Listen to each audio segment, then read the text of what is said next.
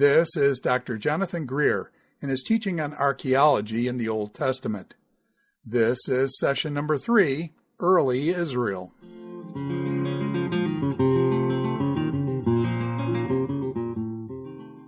Welcome back. We're going to now begin our sweeps through some of the big picture history and culture that we see in the Old Testament, now armed with our understanding of the 3 C's and also with some understanding of how the different methodologies play out in biblical and archaeological studies.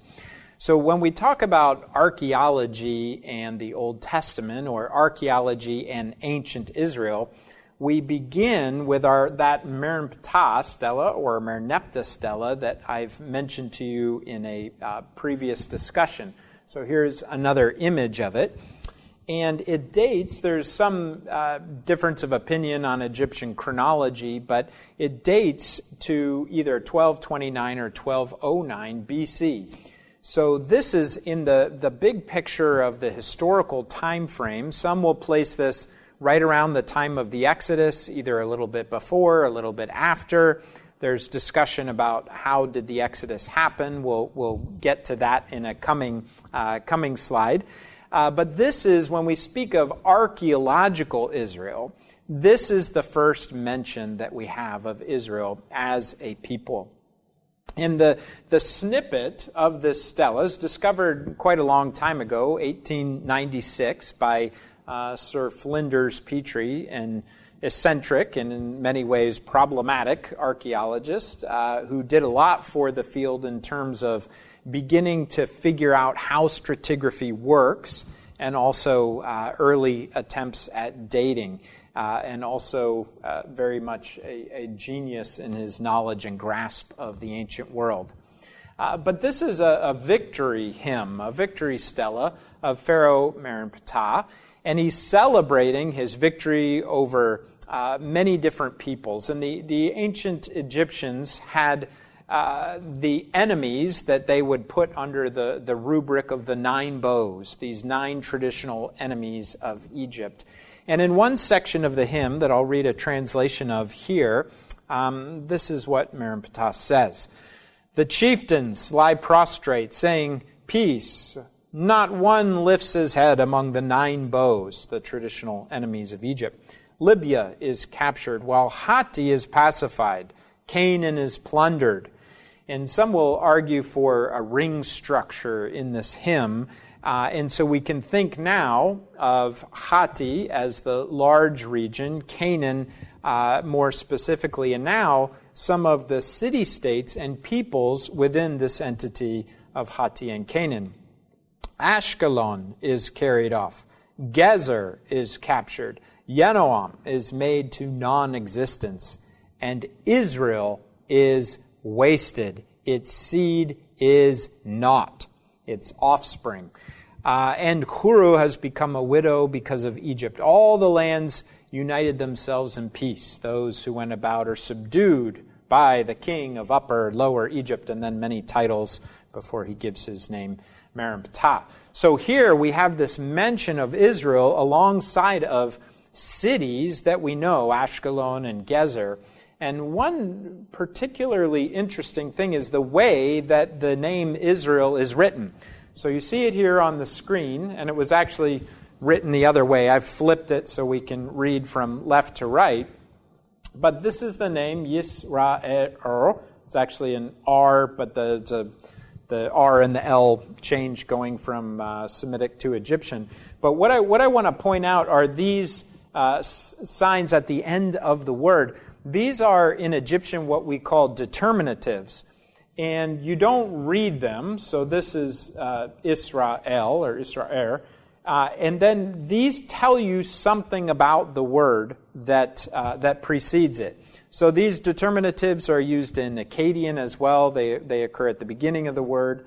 But here in Egyptian, they come after. And Ashkelon and Gezer, instead of the seated man, seated woman, have a symbol with 3 kind of bumps that indicates that they are city-states, established peoples. The throw stick here indicates that they're a foreign people group. and the three strokes, the plural strokes, indicate that it's plural. So what's significant about this is it identifies Israel as an unsettled people in contrast to Yanoam and Gezer and Ashkelon as settled peoples in a city.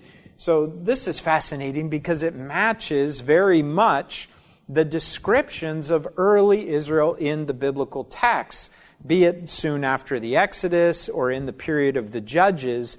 You get the picture that they are very much peoples who are moving around, peoples who are herding flocks and sheep and goats and cattle and living in tents. So many scholars have pointed out the significance of the determinatives in identifying archaeological Israel. As I mentioned previously, there's discussion, to put it mildly, debate about who is this Israel, and is this the same Israel that is referred to in the Bible? So we need more data to answer this as we go on. Well, this is the first kind of identification of Israel by name.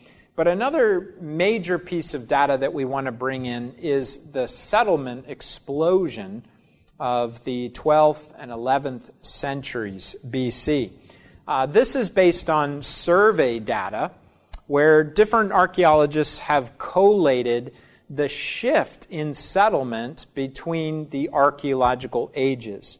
So if we have the late Bronze Age, roughly 1550 down to about 1200, during the late Bronze Age period, toward the end of this late Bronze Age period, we don't have too many settlements that had folks at them in this period. So some would say as low, below 100. So in some tallies, the tally of Larry Steger, we've got 88 late Bronze Age settlements in Canaan, and 36 specifically in the hill country. That's the end of the late Bronze Age. Now, what happens in the Iron Age 1, so round about 1200 down to 1000, people are now stretching the transition between the Iron 1 and the Iron 2 into the later 10th and even 9th century, but that's something else, or later 10th. Anyway, in this window of time, we have an explosion of settlements.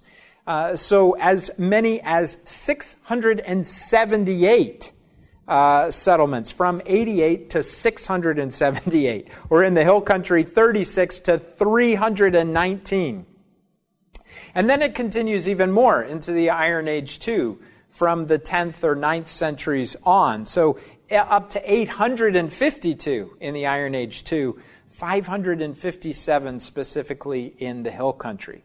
So what we see are few settlements, and these are the remnants of the late Bronze Age superpowers, or vassals of these late Bronze Age superpowers that we'll talk about soon.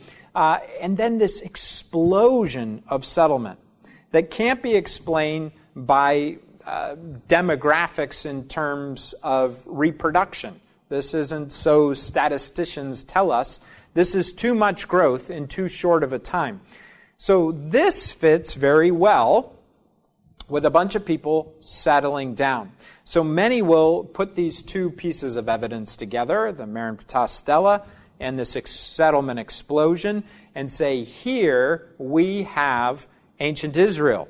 Ancient Israel. The question remains, where did they come from? A third piece is the discussion of the material culture of these various settlements. Traditionally, archaeologists have noted a particular architectural style, the four-room house that has a courtyard, two side rooms, and a back room, and notice that this architectural style comes in conjunction with this settlement explosion. I failed to mention, too, in the explosion, many of these sites, the proliferation of sites, are on sites where there previously was not a late Bronze Age site, just to state the obvious. So there are more people settling in more places. And traditionally, a number of architectural and material features have been identified with these people. The four-room house, the collared rim store jar, which is a large storage vessel for grain and for oil with a distinctive rim and neck that can be identified. Terrace farming that is thought to be an innovation or at least expanded in this time period. Cisterns, these large caverns dug at low points in the terrain into the limestone to collect water that would then be plastered before water collection. And then particular dietary patterns. Of interest to me as one who deals with animal bones, archaeologists, starting with my animal bone mentor, Brian Hesse, noticed a distinction in the faunal profiles, the animal bone remains from sites of the hill country with sites of the coastal plain, traditionally associated with Israel and Philistia, in that there were far more pig bones in the coastal plain of the traditional heartland of Philistia. Now, he advised caution with applying this to any ethnic designation, but most scholars threw that to the wind and proceeded to identify any site that didn't have pig bones with Israelites, and every site that had pig bones with Philistines, which is not what he was saying. We have another piece to this puzzle, and that is Canaanites. They also didn't like pigs so much. So that complicates the pictures, and the debate is ongoing of how we can use pig bones. And the debate continues with many of these other features as well. Four-room houses have been discovered in places not traditionally ascribed to ancient Israel, so collared rim store jars. Terraces are very hard to date, and in fact many that have been associated with the Iron Age are in fact much later. Likewise with cisterns, very hard to date. Many precede any historical Israel, and dietary patterns, as we've already talked about. So here is the data, but as we've mentioned, it's complicated, it's partial, and there are different interpretive frameworks that can be placed upon this. Now, there's one more big piece of data that we need to discuss when we're thinking of archaeological Israel, and that is a step back to kind of the big picture of world history of this transition between the Late Bronze Age and the Iron Age 1. And many scholars will note a major collapse that's dated roughly to about 1200 BC, where you have these great superpowers that had ruled the world in the Late Bronze Age that come to a halt, some disappearing forever. So during the Late Bronze Age, you remember those epicenters of civilization in Egypt and Mesopotamia. We had the superpower of Egypt. We had a couple different superpowers in Mesopotamia, one in the south, Babylon, one in the north, Assyria, and before them, Mitanni. And then in the west, we had the Hittite kingdom in Anatolia. And these superpowers, they were few and they were big. And they would vie for this land between, famous confrontations between the Hittites and the Egyptians in the Battle of Kadesh, in the northern section of biblical lands on the Orontes River.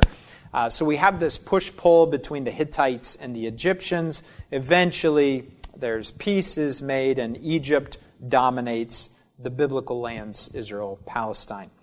And so in this region, they would have outposts, Egyptian outposts, and these have been recovered archaeologically. We can identify Egyptian material culture. We've also noticed a great deal of hybrid culture that's a mix with local Canaanite culture. But you have these epicenters that are reporting to Egypt. We have wonderful insight to this period through the archive of Amarna.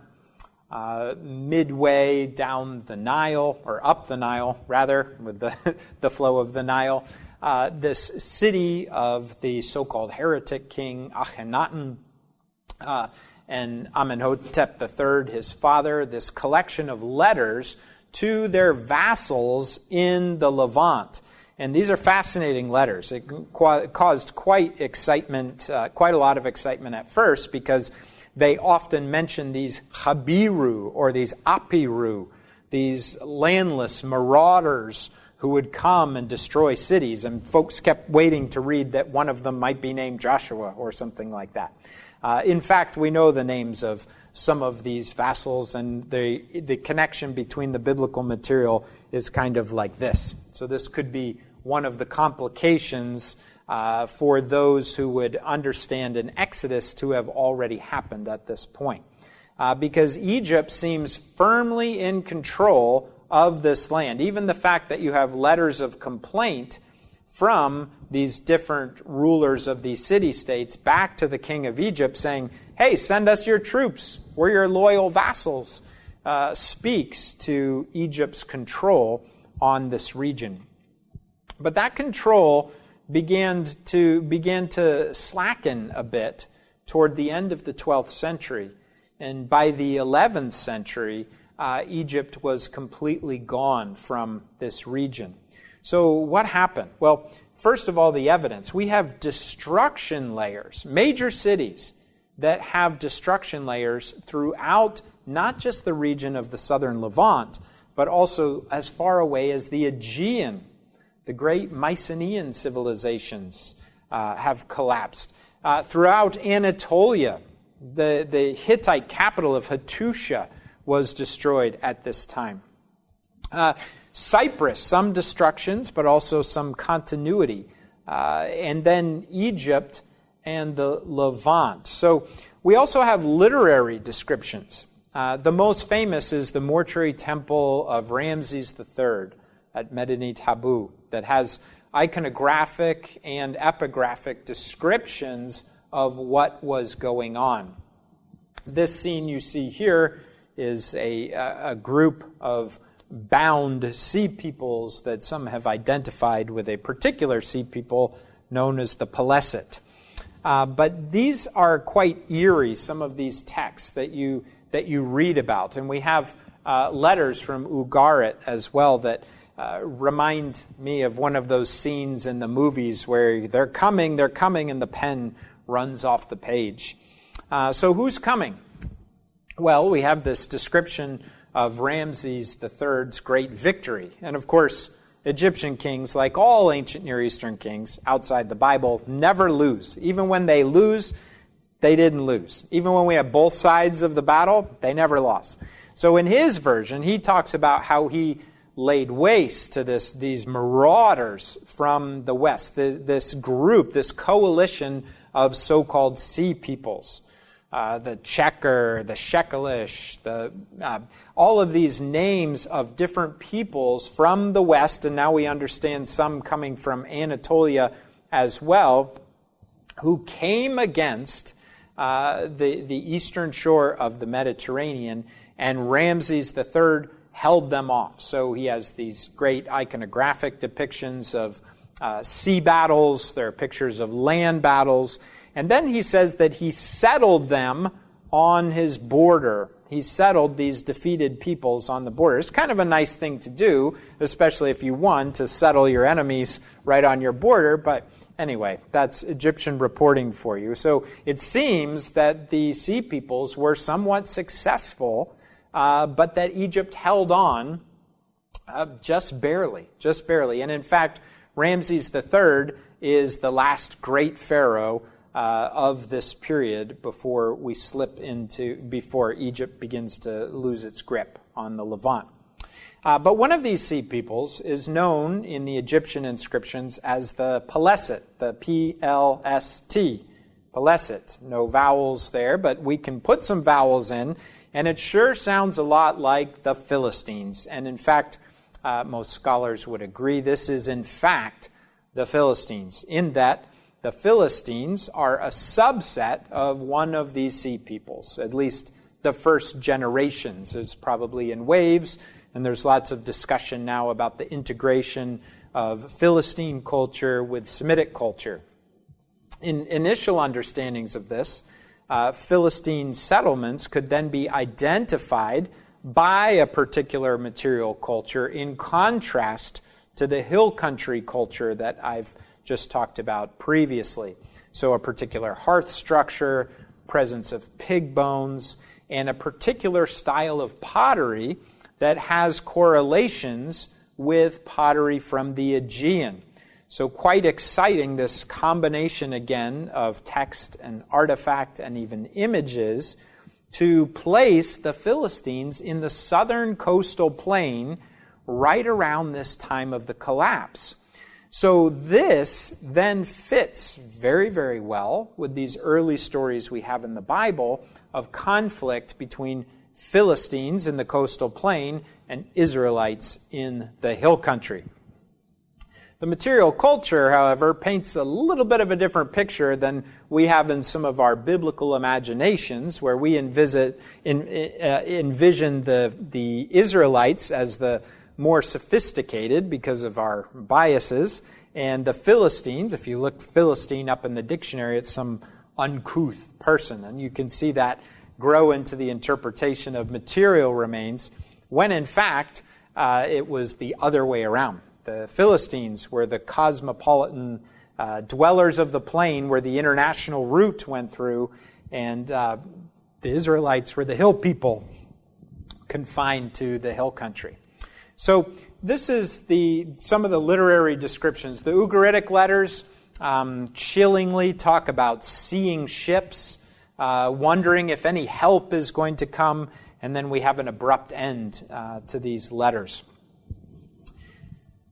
Recent research has identified environmental factors as the trigger for this upheaval. Intense desiccation, a drying out, that then led to a series of droughts. And then with limited resources, people in positions of power would then vie for those resources, and it triggered a wave of political unrest, and including, but not exclusively, these movements of sea peoples from the Aegean and Anatolia into new lands of the eastern coast of the Mediterranean.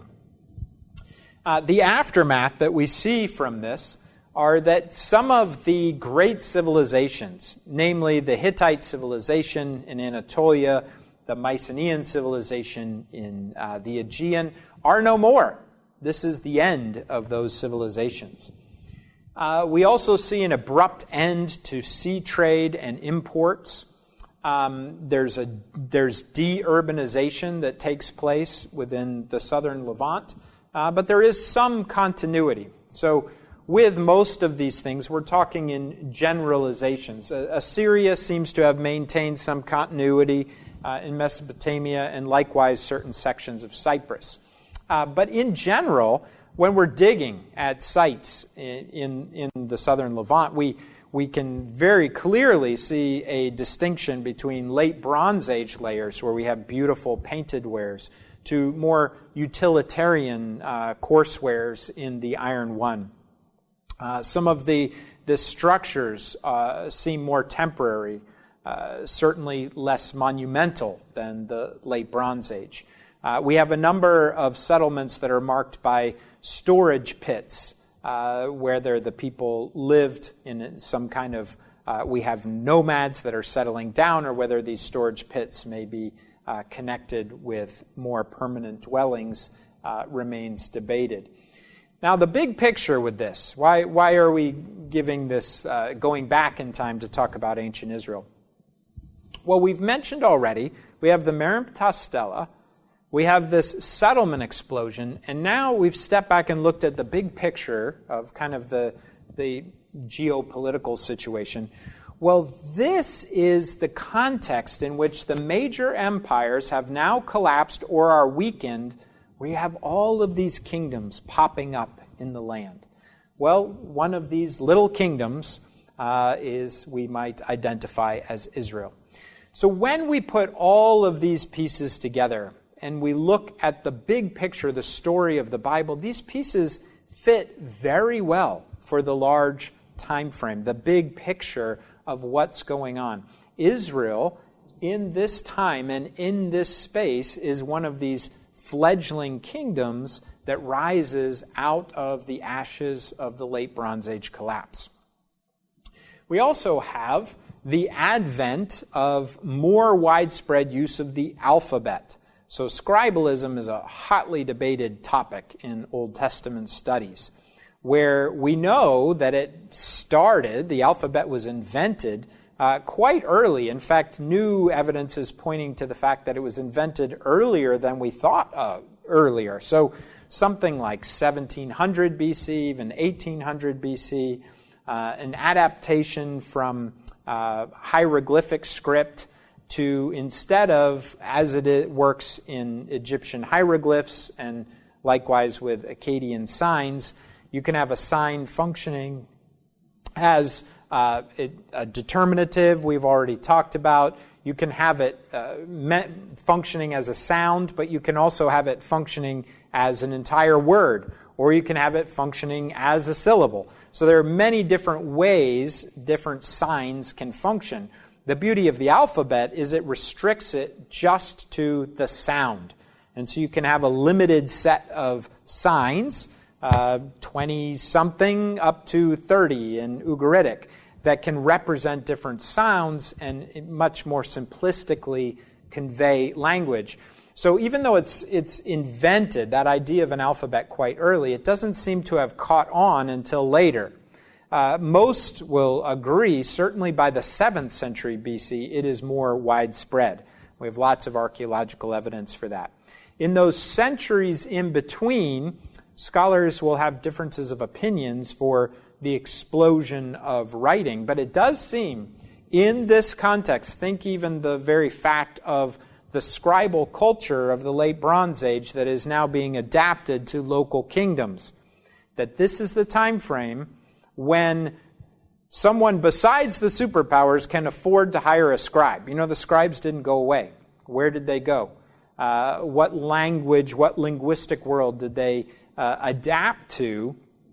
And we have the origins of writing in smaller epicenters. So here in this transition between the Late Bronze and the Iron Age, this is where some of us will see the origin of these biblical texts that we now have preserved in later forms in the Bible. So this is a significant time. So in that context, what are these stories of the ancestors that we have preserved in the Bible? So the first thing I want to do is fast forward to U.S. history before we talk about the stories of the ancestors, and put up this image of a very famous painting by Emanuel Lutz, who's depicting in 1851, he's depicting Washington's crossing of the Delaware in 1776. And you can see it's quite a heroic depiction. And many will point out historical problems with this depiction.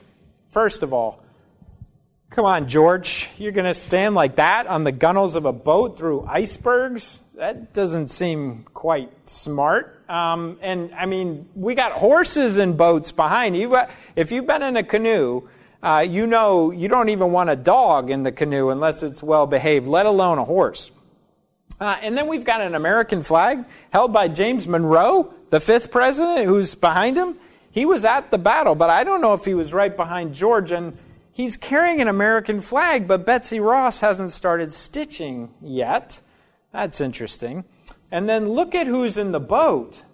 We have a Tennessee frontiersman, a Scottish immigrant, an African American, a woman. We have several different Native American peoples represented.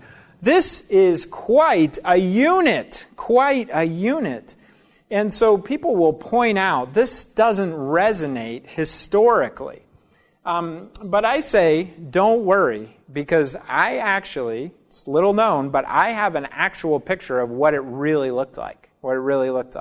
So you ready? Here's what it really looked like. It was a surprise attack. The crossing was at night. So it wasn't, you couldn't see anything. That's what it really looked like. So then the question becomes, what is being depicted here? Is history being depicted here? Well, yes, this was a real historical event. But it goes back to what we were talking about, where history informs the story rather than story informing the history. Okay, this is based on historical occurrence, but it is so much more than just the facts. This represents a perspective from the mid-19th century looking at what he would envision in his own home country, what he was hoping for would play out in the United States.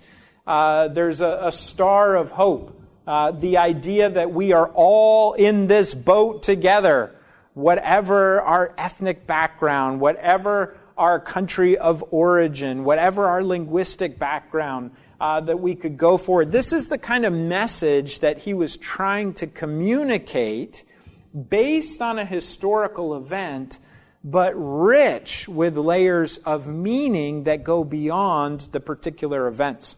So I like to use this as an illustration of what the Bible is doing in a lot of its stories. It's very much rooted in the ancient world. It's rooted in the realities of real people, real places, and real times. But it's also so much more.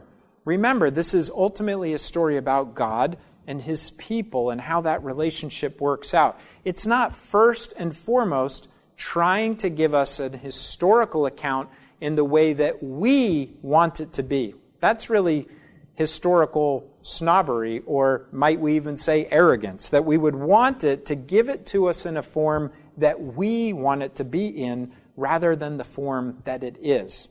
So before we talk about biblical stories, I wanted to put that out there as a reminder that many of these stories are artistic renderings of events and peoples and places and times in the past. So we're going to see evidence from that ancient culture, but we also need to remember, we need to keep an ear for the idea that it's saying something to the generation that's telling the story. So we see that in these stories of the ancestors. And we begin with stories of origin. So the first 11 chapters of Genesis, that many will say were written even later, perhaps in the time of the monarchy, but they're very much enmeshed and immersed in the world of the ancient Near East. So archaeologically, for many of these stories that we're going to talk about, archaeological evidence operates in a different way. We're looking at ancient texts that have been excavated from Mesopotamia and from Egypt to understand we have a world that's being communicated here, and it's told in a particular literary style, a genre, and how do these things compare and contrast? So we have in the biblical story creation. We have multiple creation accounts, Genesis 1, and then Genesis 2, 4, and following. And then we have some remnants in other places, Psalm 74. And then we have this human rebellion. Then we have this great flood. And then there's the proliferation of humankind. We have these same things described, sometimes in the same order, in ancient Near Eastern texts. And by comparing and contrasting them, we can see the different emphases of the particular stories. And many times we're rooted in trying to squeeze this square peg into a round hole of the kinds of questions that we want answered from these stories, usually ones about science or history. These aren't first and foremost about any such thing. They're far bigger in their aim of what they're communicating. They're talking about God and His people and how that all works out. And I want to point out just one illustration why this is really important. And that is when we're aiming for the wrong kinds of questions, we miss essential things that the Bible is communicating. So if you think of all of the debates in certain circles of origins, creation, evolution, all these sorts of things, when we talk about those things more than we talk about the contents of what is being communicated in its ancient context, we miss some wonderfully important things. Take one example, the image of God. The image of God, when it's understood in its ancient Near Eastern context, is something ancients would have been very familiar with, but not in the way that we usually think of it. They knew about image of God. Kings were the image of God. Kings and rulers. Also, idols, images, icons were also somehow images of God. So they had different understandings of this in different parts of the ancient Near East. But they understood a close relationship between image and the ruler, the king. And now you have this proclamation in Genesis 1 that all human beings, male and female, regardless of any intended hierarchy that we might create, like by a social construct, such as race, or any kind of gender hierarchy, these things are obliterated in this concept of God imbuing all human beings with His image. We can see that in stark contrast when we are familiar with these ancient concepts that we know from ancient texts recovered via archaeological information. So that will be the one example. We could go on for each of these. We also have ancestral stories, the stories of Abraham and Sarah, Isaac and Rebekah, and then we go on to Jacob, and we have Leah and Rachel, and also the other wives that continue to create, or through those cohabitations, provide the context for the tribal structure that we read about throughout the rest of the Old Testament. The so-called 12 tribes of Israel, of which there are different orderings and inclusions, including half-tribes and discussion of Levites that are beyond the direct discussion here. But we have many archaeological parallels that have been pointed out for this period, cultural parallels, that a lot of excitement was generated in the earliest periods of biblical studies, tying these stories to a particular historical period. Later scholars have come along and rightly shown that the problem with that is that many of these cultural parallels, such as surrogate adoptions, they continue throughout multiple periods, historical periods. So there are complications with trying to place these stories in any specific time frame based on date, but they are valuable nonetheless for, again, reminding us of this ancient context of these stories of peoples who are moving around. Remember the larger historical context, moving from place to place in tents. We also have the Exodus, that is this quintessential act of God's redemption that I've mentioned previously. There isn't any unambiguous archaeological evidence for. That's a problem. However, we've got many indications within the story itself that the writers, the scribes, are very well familiar with ancient Egyptian culture. There's very much an Egyptian flavor to the story that demonstrates the familiarity of this story with the context of historical periods within Egypt. There's debate about when these will fall, but there are loan words, there are elements of the story that fit in one place better than another that have led many to suggest that there is, in fact, a correlation here, even if it may not be in that specific way that many would like.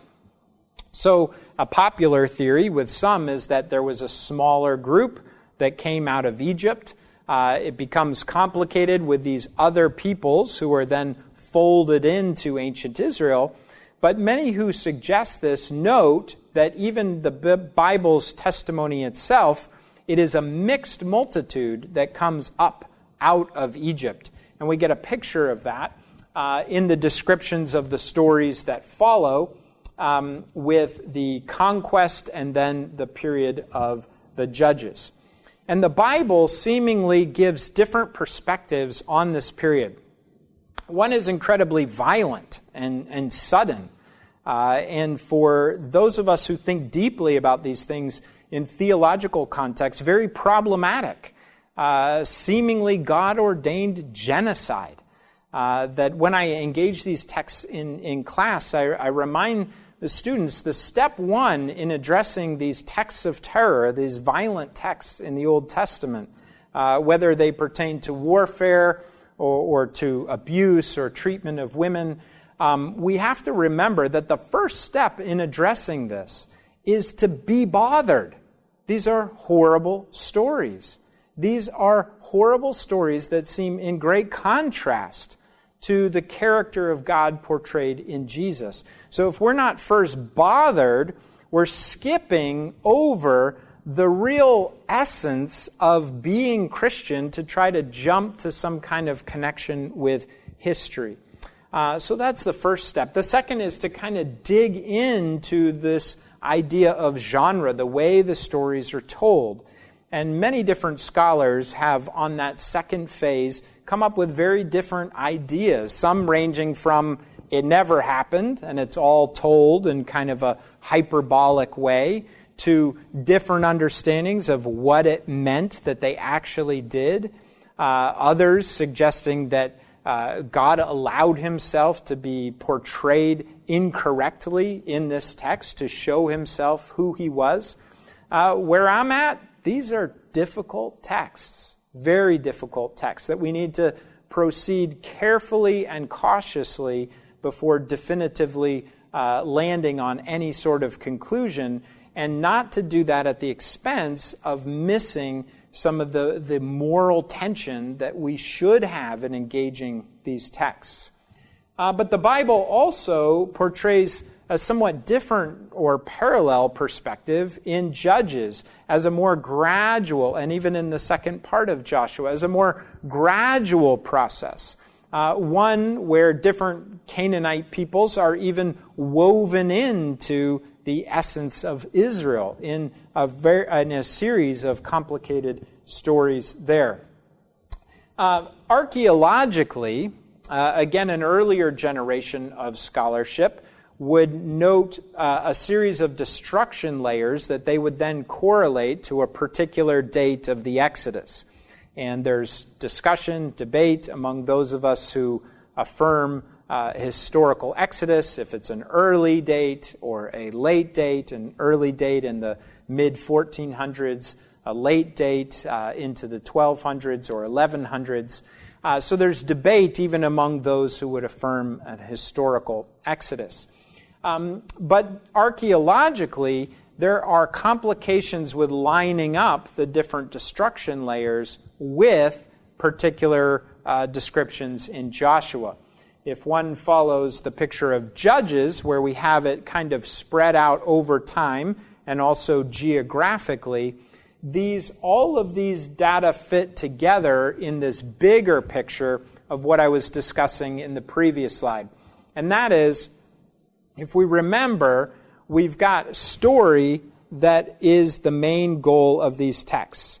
Now, it's not story that's made up out of thin air, but it's a story that's rooted in that real world, and that real world informs that story. So if we look back at the big picture of what we know in early people Israel, in right around the time of this collapse, a settlement explosion, some debate about how particularly we can get with the material culture, and then the fact of the late Bronze Age collapse, and stories that arise within those contexts describing the situation within that context. We have a lot of pieces that come together in the big picture to suggest that Israel, as we have it described in the story, is very much rooted in time and in place.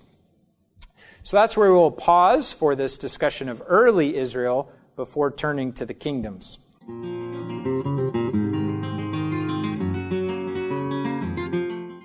This is Dr. Jonathan Greer and his teaching on archaeology in the Old Testament. This is session number 3, Early Israel.